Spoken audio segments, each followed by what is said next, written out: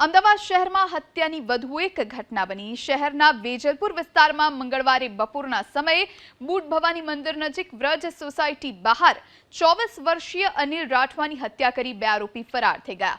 ઘટનાને લઈને પોલીસ તપાસ શરૂ કરતા મૃતકના પત્નીએ જ તેના પ્રેમી સાથે મળી પતિની હત્યા કર્યાનું ખુલ્યું। પત્ની સ્નેહલ રાઠવાએ પ્રેમી વિશાલ પંડ્યા સાથે મળી આ હત્યા કરી।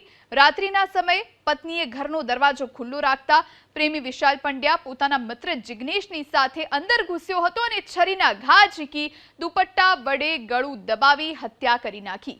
હત્યા બાદ બંને આરોપીઓ વડોદરા ફરાર થઈ ગયા। પોલીસે લોકેશન ટ્રેસ કરી બંનેને વડોદરા પોલીસની મદદ લઈ અને ઝડપી લીધા છે। अनिल राठवा करके एक व्यक्ति था जो कि लेबर की तरह contract labour archaeological survey of India में काम करता था। इसकी शादी लास्ट ईयर अप्रैल 2023 में हुई थी और इसका अभी मर्डर हो गया था 22 तारीख को। तो इसमें जो इसकी वाइफ थी स्नेहल राठवा करके, उसका एक लड़का विशाल पांड्यार के साथ स्कूल टाइम में फ्रेंडशिप था। उसके बाद 8वीं के बाद उसका कनेक्शन टूट गया था, पर थोड़े टाइम बाद पिछले 2-2.5 वर्ष से वो उसके संपर्क में थी और